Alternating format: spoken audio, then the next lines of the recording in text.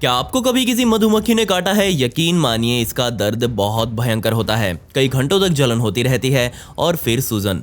बेशक आपको जितना मर्जी दर्द हो रहा हो, लेकिन यकीन मानिए इसमें सारा नुकसान उस मधुमक्खी का ही है। जी हाँ, आपको डंक मारने के कुछ ही मिनटों बाद वो बेचारी मधुमक्खी खुद भी मर जाती है। अब हमें पता है कि मधुमक्खी के पास ये डंक उसकी रक्षा करने के लिए होता है, लेकिन ये एक ऐसा डंक है जो उसकी रक्षा की बजाय उसकी ही जान ले रहा है। जी हाँ, इस डंक से जुड़ी आज मैं आपको बहुत सारी बातें बताने वाला हूँ, लेकिन आप प्लीज़ इस लाइक बटन के ऊपर भी अपना एक डंक मार दीजिएगा और इसे दबा दें। साथ ही कमेंट्स में पिक मी लिख दें ताकि कल की वीडियो में मैं आपको शाउट आउट दे दूँ।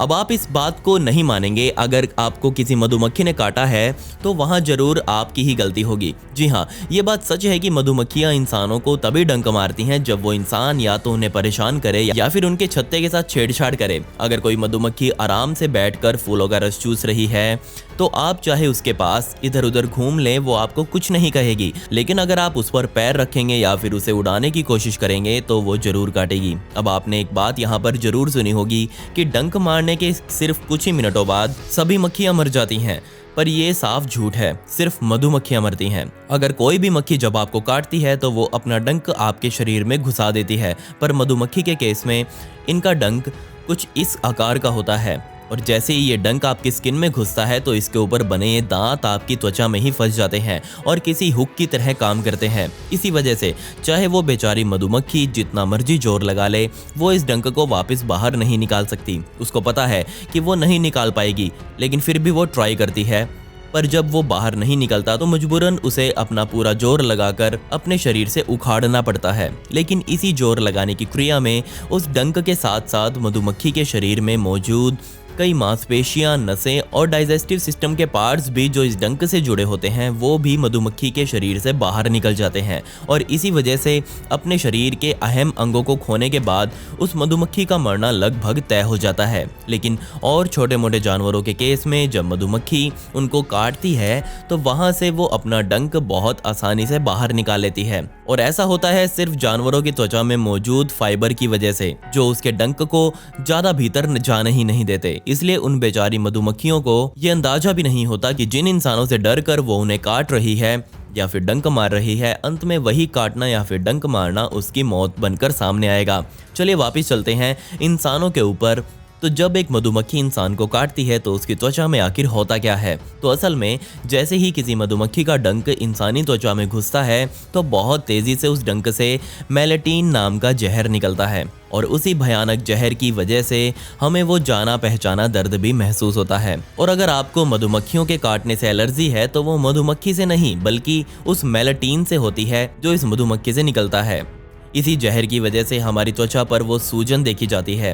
अब क्योंकि हमारा शरीर 60% पानी से बना हुआ है और ये जहर पानी में बहुत तेजी से घुलता है, इसलिए इसका दर्द बहुत तेजी से फैलता है। चलिए, अब आपको ये तो हर किसी ने बताया होगा कि जैसे ही कोई मधुमक्खी हमें काटे तो हमें तुरंत उसका डंक अपनी त्वचा से बाहर निकाल देना चाहिए। और इसलिए कहा जाता है क्योंकि अगर वो डंक ज़्यादा समय तक हमारे शरीर में रहा तो उससे और ज़्यादा मेलेटिन निकलता रहेगा, इसलिए आप भी उसे जल्दी से जल्दी निकाल दें। और ऐसा ही कुछ हुआ था इस लड़के के साथ। जी हाँ, इस लड़के ने कोई च्युइंगम नहीं खा रखी बल्कि इस लड़के की जीभ पर मधुमक्खी ने काट लिया, तभी उसका ये हाल हो रहा है। अब हमने इंसानों पर होने वाला एक्शन तो देख लिया, चलिए इसके विपरीत होने वाला रिएक्शन यानी कि मधुमक्खी के साथ क्या होता है वो भी देख लेते हैं। और ऐसा क्या होता है जो उन्हें डंक मारने पर मजबूर करता है। साथ ही मैं आपको ये भी बताऊंगा कि इन मधुमक्खियों के शरीर पर मौजूद ऐसे पैरासाइट्स के साथ मधुमक्खियां कैसे डील करती हैं। लेकिन उससे पहले मैं आपको बता दूं कि ऐसे ही किसी भी मधुमक्खी से डरने की ज़रूरत नहीं है। जी हाँ, मैं मजाक नहीं कर रहा, क्योंकि इस दुनिया में आधी मक्खियां तो ऐसी हैं जो डंक नहीं मार सकती। पूरी मक्खियों की प्रजाति में सभी नर मक्खियां और कुछ एक मादा मक्खियां भी कभी डंक नहीं मार पाएंगी, जबकि एंट्रेनिडे एक ऐसी मक्खियों की प्रजाति है जिसने आज तक कभी किसी को डंक नहीं मारा। बेशक इनके पास इनका खुद का डंक होता है, पर वो सिर्फ इसलिए नहीं काट पाती क्योंकि वो डंक बहुत छोटा होता है। वहीं मेलिपोनिनी नाम की एक ऐसी मक्खी भी पाई जाती है जिसे पूरी दुनिया में स्टिंगलेस बीज के नाम से भी जाना जाता है, जी हाँ, ये लगभग आधी दुनिया में पाई जाती हैं, लेकिन इनके पास पीछे डंक मारने के लिए कुछ नहीं है। तो अब सवाल उठता है कि ऐसी स्टिंगलेस बीज यानी कि बिना डंक वाली मक्खियां खुद को कैसे बचाती हैं? तो जवाब है कि ये मक्खियां पीछे से नहीं आगे से हमला करती हैं और अपने मुंह पर मौजूद दो नुकीले दांत किसी भी त्वचा को उधेड़ने के लिए काफी हैं। लेकिन यहाँ भी वही मैटर फिर से निकल कर आता है। बेचारी मधुमक्खियां अपना डंक नहीं निकाल पाती और ये मक्खियां अपने दांत इंसानों की त्वचा से नहीं निकाल पाती और मजबूरन दांत के साथ साथ इस मक्खी के कई अहम अंग भी शरीर से टूटकर गिर जाते हैं, जिससे ये मक्खियां अपनी मौत को प्यारी हो जाती हैं। चलिए अब इस मधुमक्खी को देखिए जिसने अभी अभी किसी को काटा है, लेकिन ऐसा क्या है जो इन मधुमक्खियों को डंक मारने पर मजबूर करता है? तो इसका जवाब जानने के लिए हमें फेरोमोन्स के बारे में जानना होगा। तो एक फेरोमोन बहुत सारे केमिकल्स का मिक्सचर होता है जो एक जैसे जानवरों के द्वारा एक दूसरे के व्यवहार को समझने के लिए छोड़ा जाता है और कई जानवर इन्हें अपने जैसे दूसरे जानवरों को सूंघ कर व्यवहार का पता लगा लेते हैं। तो हम ये बात भी कह सकते हैं कि हमारे चारों ओर हर समय बहुत सारे केमिकल से भरे हुए फेरोमोन्स या फिर मैसेजेस उड़ते रहते हैं। सुनने में मजेदार लग रहा है और यही फेरोमोन्स एक मधुमक्खी के जिंदा रहने के लिए बहुत जरूरी हैं। उदाहरण के लिए प्राइम फेरोमोन किसी भी मधुमक्खी के व्यवहार को हमेशा के लिए बदल सकता है और इसे निकलने वाला एक सिग्नल आसपास मौजूद हर मधुमक्खी को एक्टिव कर सकता है। लेकिन एक रिलीजर फेरोमोन थोड़ा अलग होता है। जी हाँ, ये फेरोमोन किसी मधुमक्खी द्वारा तभी छोड़ा जाता है जब उसके आसपास मौजूद किसी जीव को वो काट लेती है। ये मैसेज निकलते ही वहाँ मौजूद और मधुमक्खियाँ अलर्ट हो जाती हैं और अपने आप की रक्षा के लिए तैयार हो जाती हैं। और अगर ये फेरोमोन स्ट्रॉन्ग हो तो सभी मधुमक्खियां मिलकर महसूस होने वाले खतरे पर हमला कर देती हैं। लेकिन अब सवाल उठता है कि उन्होंने तो हमला कर दिया, पर रुकना कब है? ये कैसे पता लगेगा? तो वैज्ञानिकों की एक टीम ने इसका उत्तर दिया। जी हाँ, इसका जवाब उसी फेरोमोन में छुपा हुआ है जो सबसे पहले डंक मारने का फेरोमोन रिलीज करती है। जी हाँ, जो मक्खी सबसे पहले डंक मारने का फेरोमोन रिलीज करती है वो ही मक्खी इस पूरे हमले की कर्ता धर्ता होती है, क्योंकि वही बाकी सभी मक्खियों को पहले फेरोमोन में ही ये समझा देती है कि यहाँ डंक मारना है और उसी फेरोमोन के दूसरे हिस्से में मैसेज होता है कि उन्हें कब रुकना है। इसी फेरोमोन की सहायता से इन मधुमक्खियों को पता लग जाता है कि उसके सामने कितना बड़ा खतरा मौजूद है। ज्यादा फेरोमोन्स मतलब ज्यादा खतरा।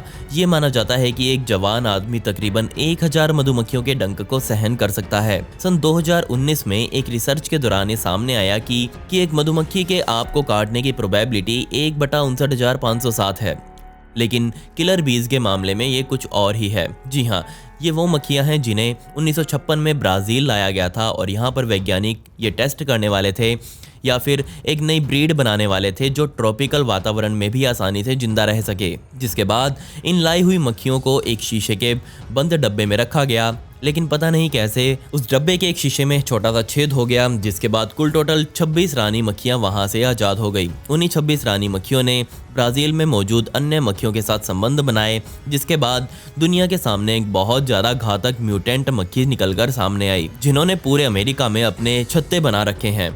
यकीन मानिए, अफ्रीकन बीज बहुत ज़्यादा डिफेंसिव होती हैं और ये एक समय पर किसी के सामने भी हमला करने में देर नहीं लगाती। आज तक इन मक्खियों के काटे जाने से 1000 से ज़्यादा लोगों की मौत हो चुकी है। इस मक्खी की सबसे ज़्यादा डराने वाली बात यह है कि ये अपने शिकार का पीछा करके उस पर हमला करती हैं। साथ ही ये हमेशा झुंड बनाकर अपने शिकार को घेरती हैं।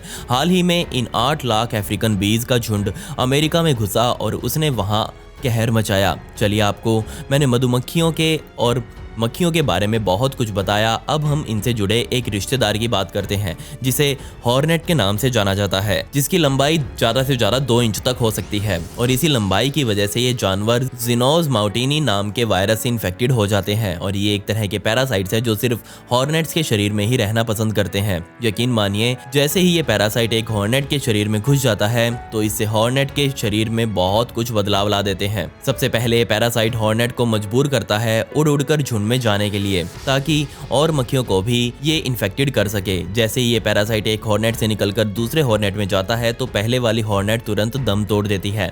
आप भी देख लीजिए ये पैरासाइट कैसा दिखाई देता है। ये बिल्कुल इसके डंक जैसा दिख रहा है, लेकिन ये डंक किसी को और को मारने के लिए नहीं बल्कि हॉर्नेट को ही खत्म करने वाला है। खैर, पिछली वीडियो का शाउट आउट योर अनुराग को and comment pick me to get a shout out in next video. आपको ये वीडियो कैसी लगी कमेंट्स में वो भी बता दें। मिलते हैं अगली वीडियो में। ये वीडियो देखने के लिए धन्यवाद।